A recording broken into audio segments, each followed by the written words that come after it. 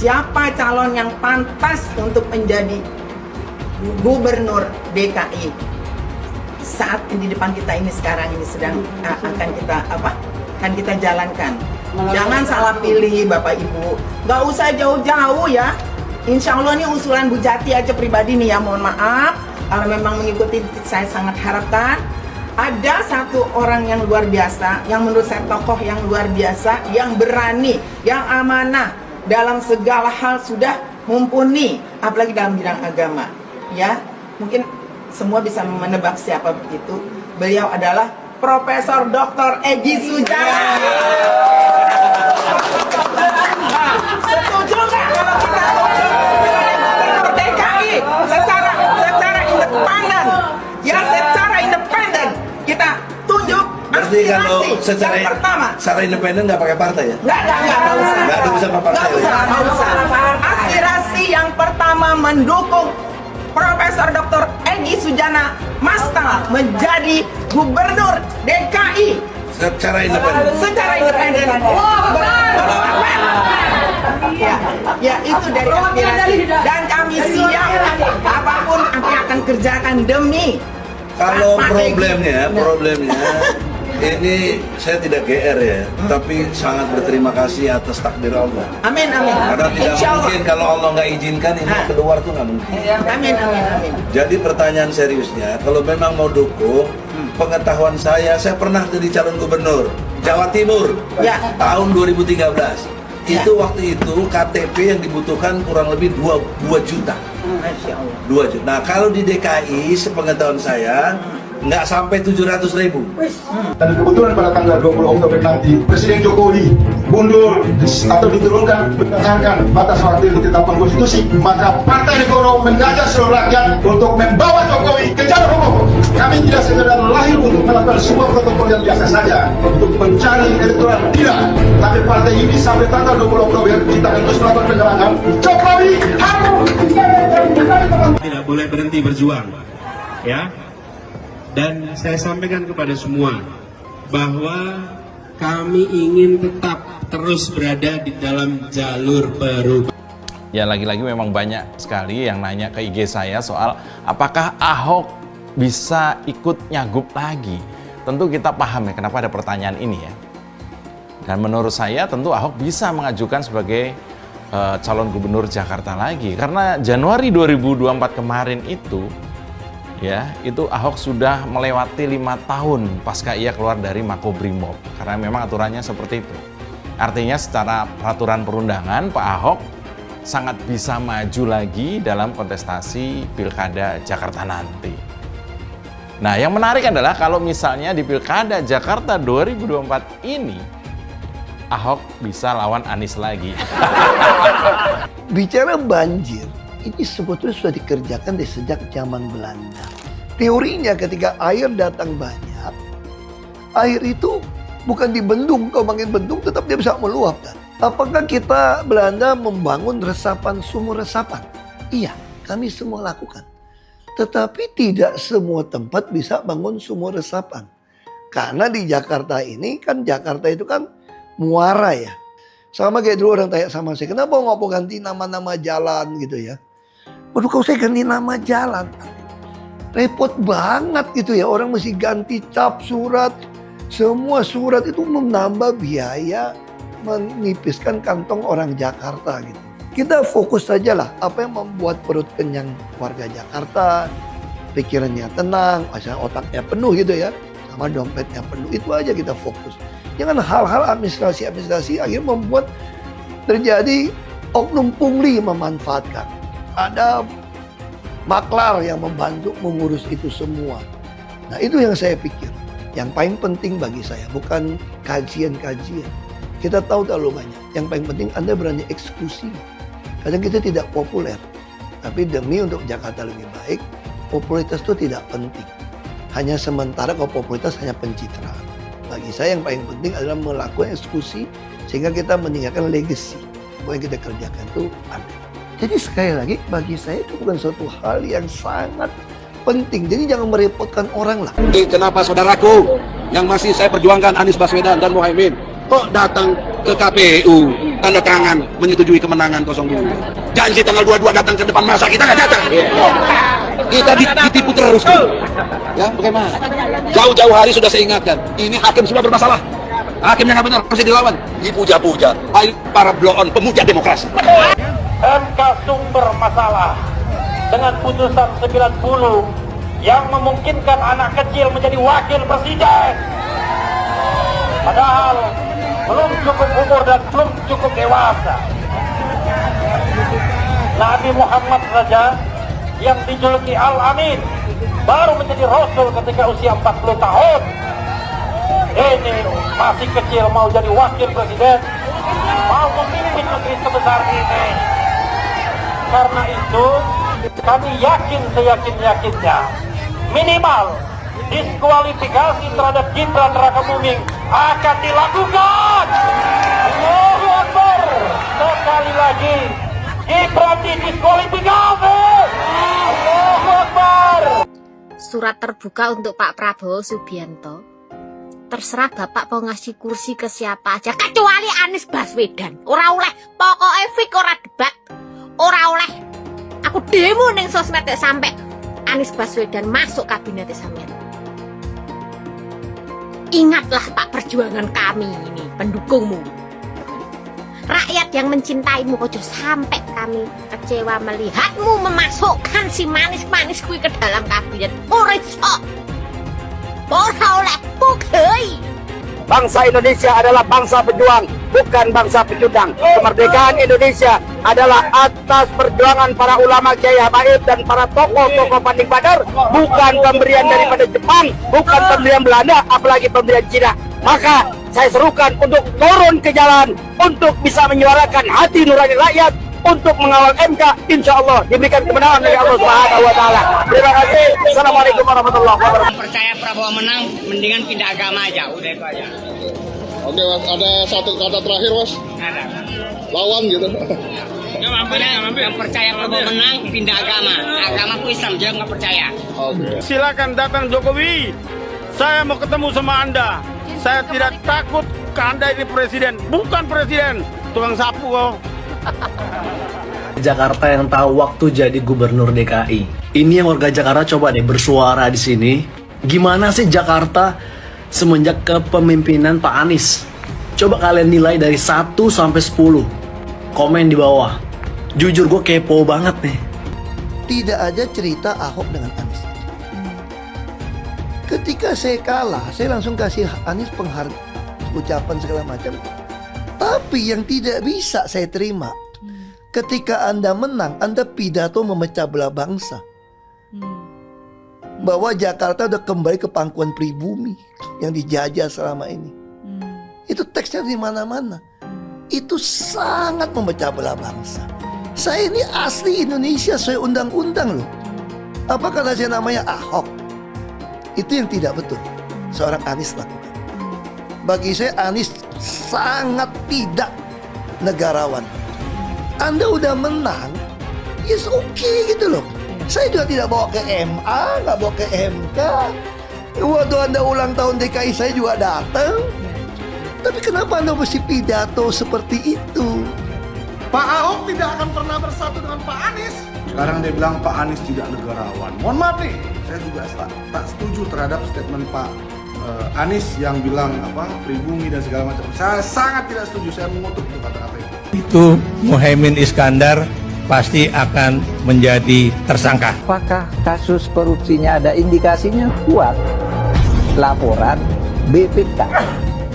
Laporan BPK itu menyimpulkan Formula E tidak boleh dibiayai oleh APBN maupun APBD. Firm itu ya? Firm, karena menurut undang-undang yang boleh dibiayai oleh APBN, APBD itu undang-undang olahraga tertentu yang disukai rakyat secara masif. Nah, lalu disebut yang masif itu apa? Sepak bola, voli, bulu tangkis, sirkuit itu tidak ada. Nah, lalu BPK minta ini supaya didalami, ada indikasi tidak benar. Nah, setiap ini mau didalami, ribut. Katanya mau menjegal Anies gitu.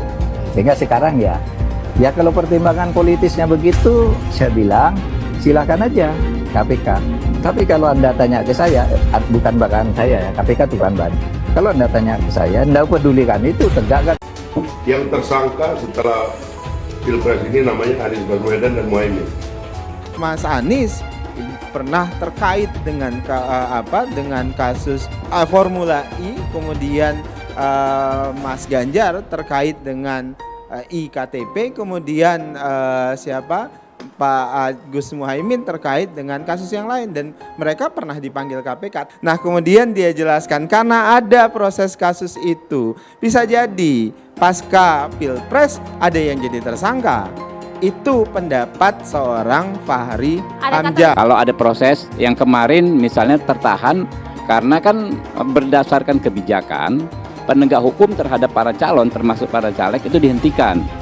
Ya, orang yang sudah diperiksa ya dihentikan ketika dapat status sebagai caleg atau capres atau cawapres. Ketika ada pelanggaran etika dan Bapak tetap jalan terus dengan cawapres yang melanggar etika, artinya ada kompromi atas standar etika. Standar etika ini fakta. Ini fakta.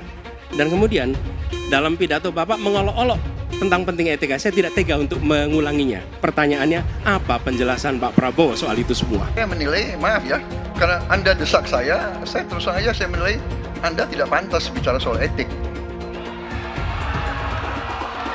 Itu saja. Saya merasa bahwa Anda itu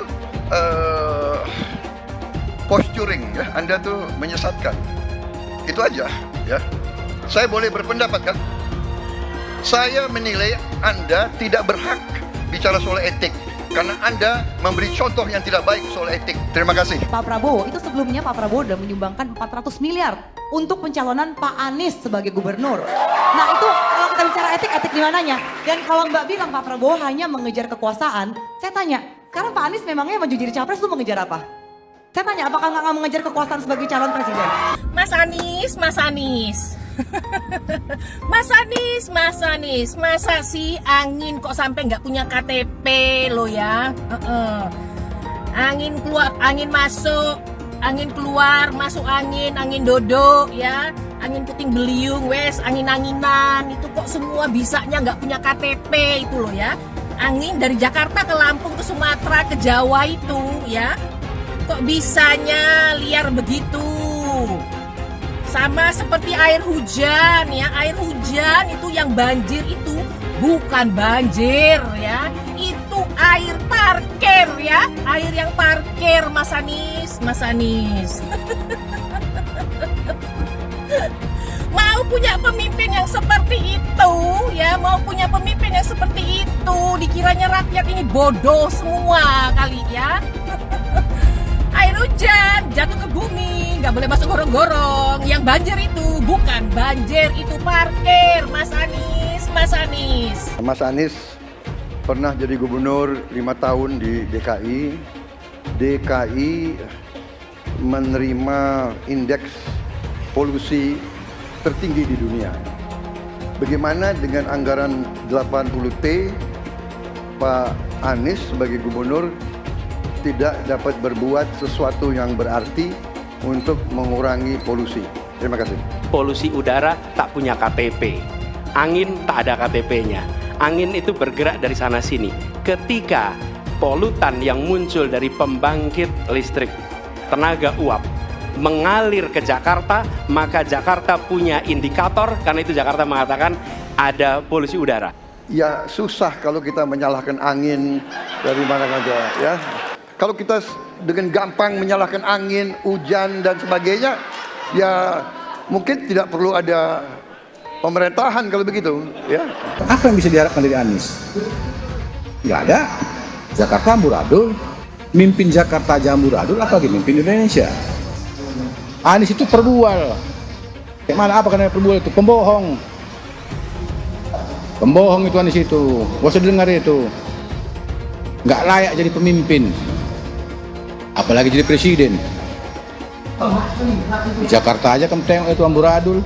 Di Jakarta tingkat kemiskinan tinggi. Pembangunan apa yang bisa dibangun Jakarta? Satu puskesmas pun bangunnya nggak ada. Masjid aja nggak dibangun. Mau ibadah. Di mana-mana kelebihan bayar. Apa yang bisa dibangun Anies? Satu aja nggak ada. Satu saja tunjukkan apa yang bikin Anies dibangun di Jakarta. Anies, siapa belakangnya? Oligarki, satu. HTI, FPI. Masa Indonesia bukan cari orang Yaman. Indonesia cari nyaman. Lawang jadi gubernur aja 5 tahun kamu nggak ngerti masalah Jakarta. Apa yang kamu lakukan dengan Jakarta? Nggak ada, Nis, nggak ada. Masalah Jakarta segitu banyak tak satu pun yang selesai. Yang ada malah kerusakan bertambah. Saya mensyukuri kenapa kalah, kenapa ditahan. Saya bersyukur atas itu semua. Saya coba bayangkan ya, kalau seandainya waktu itu kita menang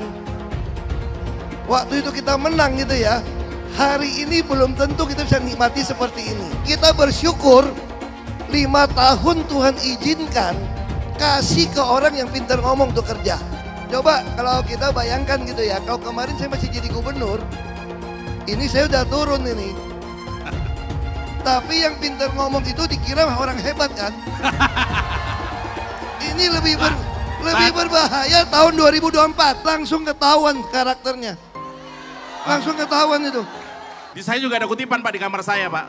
Tulisannya, Jakarta telah mengambil keputusan yang fatal. Jangan sampai bapak politik identitas justru menang dengan cara menipu umat Kristen. Jadi kalau sekarang umat Kristen mendukung Anies, mereka akan membayar mahal kerelaannya untuk menukar iman hanya untuk kepentingan sesaat. Kita tahu Anies lahir dari apa? Politik identitas. Yang dia dulu melabeli kafir semuanya kepada yang non-muslim. Saya mintalah kepada muslim yang waras dan kepada kelompok minoritas. Janganlah Anda memilih pemimpin yang berkarakter seperti Anies. Gen Z juga tahu kalau Anies adalah sosok yang didukung kelompok intoleran yang membuat Pilgub DKI 2017 menjadi sangat kotor. Politik identitas yang mengarah ke perpecahan seperti yang dikeluarkan pendukungnya Anies, yaitu Kadrun bin Kampret. Kafir lah, laknat lah, PKI lah, ya cuman itu doang kemampuannya. Itulah pendukung Anies. Jangan pernah takut melawan kadrun yang cuma pengen Indonesia hancur. Bapak politik identitas Indonesia Anies Baswedan, Bapak intoleransi Indonesia Anies Baswedan. Jangan lupakan, jangan terlena, jangan sampai dia pecahkan kita dengan dagangan ayat dan mayatnya. Air itu turun dari langit, turunnya ke atap rumah langsung sumur bor, bukan ke sungai dan ke laut. DKI yang kita harapkan, Anies Baswedan yang begitu jelas Islamnya, 4 tahun 8 bulan jadi gubernur. Mana peraturan pergub saja yang melarang miras? Mana perda Islam apalagi yang akhirnya tidak berani juga menegakkan hukum.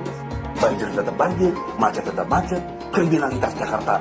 Anda tahu 2 menit sekali terjadi pencurian. Sekarang orang sedang euforia, dia mau dicapreskan.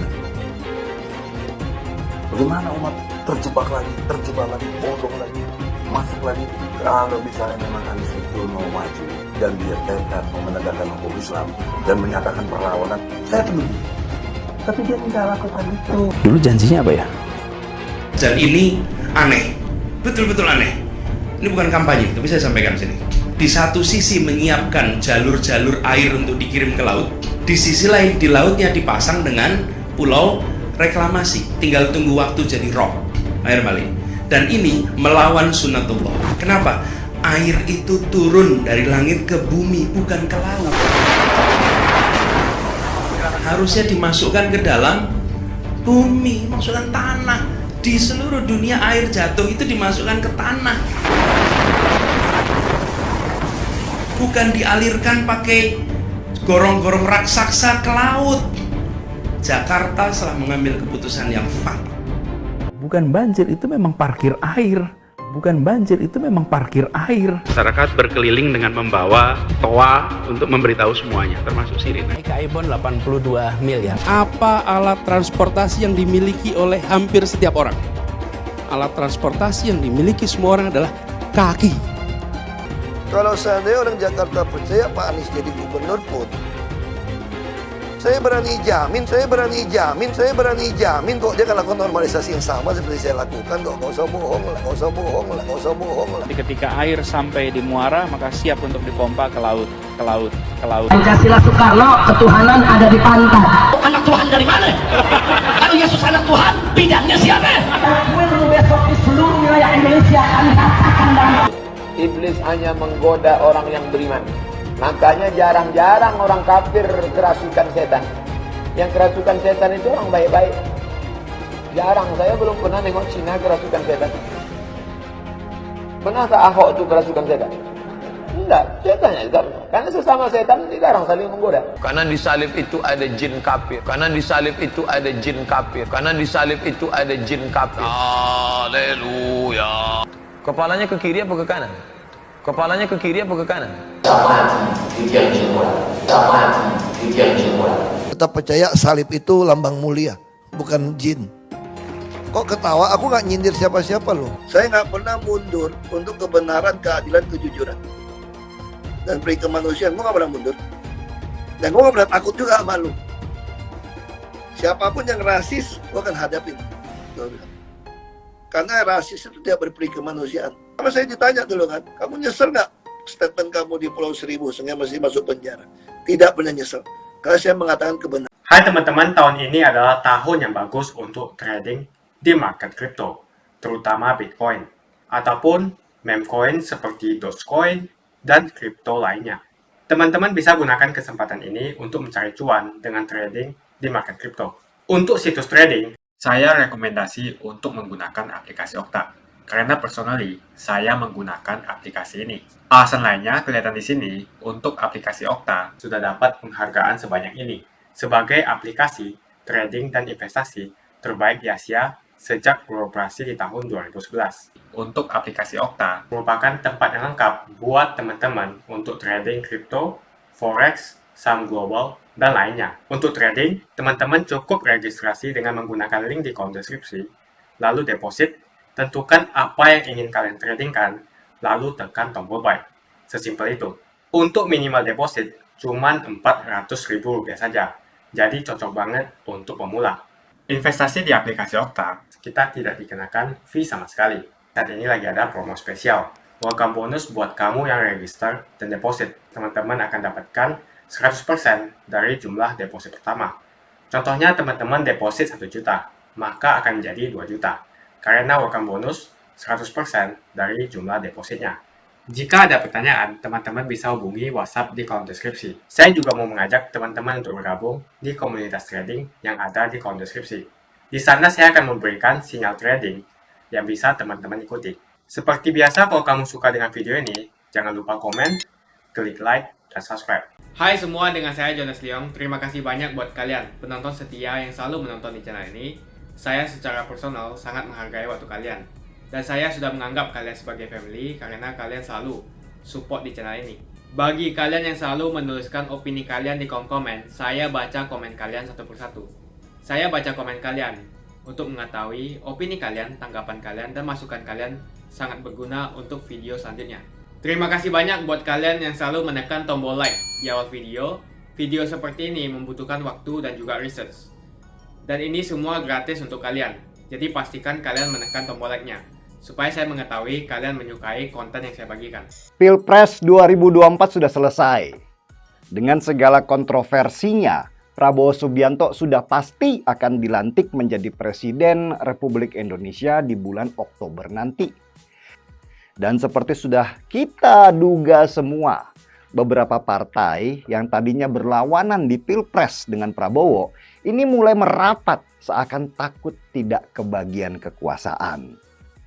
Seperti Partai Nasdem misalnya, di mana Surya Paloh langsung merapat dan menyatakan akan ikut bergabung di dalam kabinet pemerintahan Prabowo. PKB juga begitu. Masih segar dalam ingatan kita semua ketika Caimin kencang menyuarakan jargon perubahan. Tapi ternyata nggak kuat juga ada di luar pemerintahan. Begitulah politik kawan. Kemarin berantem, sesudah semua selesai, sekarang mereka saling merangkul, seolah nggak ada apa-apa. Kepentingan menjadi perekat para politikus dan jarang sekali kita melihat ada politikus yang idealis, hampir semuanya pragmatis, bahkan cenderung oportunis. Tidak ada yang berubah dari Nasdem, selain cuman jargonnya saja. Surya Paloh yang terlahir dari Golkar ternyata nggak kuat juga untuk berada di luar pemerintahan sehingga dia harus ikut merapat. Ini tentu saja kontras banget dengan jargon Nasdem waktu mengusung Anies Baswedan menjadi calon presiden kemarin, yaitu perubahan. Tapi kalau PKB pimpinan Caimin merapat sih, itu lebih bisa diterima. Karena ada ancaman kalau kursi ketua PKB yang sekarang diduduki oleh Caimin akan direbut oleh elit politik lain dan Caimin harus merapat ke Prabowo untuk memastikan bahwa dirinya aman dan tetap menjadi ketua umum PKB. Kalau PKS gimana? PKS sih kabarnya nih pengen banget gabung dengan kabinet Prabowo. Karena hampir 10 tahun menjadi oposisi membuat PKS itu kering kerontang. Bisa jadi kalau PKS ada di kabinetnya Prabowo akan menjadi serangan dari mereka yang anti Prabowo sehingga merusakkan nama baik yang sudah mereka bangun dengan susah payah. Tetapi dapat kabar lain juga. Prabowo menolak PKS gabung di kabinet mereka karena nama buruk PKS yang dianggap partai yang terlalu religius yang akan merugikan nama baik Prabowo. Dengan begitu, selama 5 tahun ke depan, bangsa Indonesia ini akan dipimpin oleh seseorang yang berlatar belakang militer dan tentu akan membawa gerbong banyak orang dengan latar belakang militer juga. Yang masih clear untuk menjadi oposisi hanya PDI Perjuangan.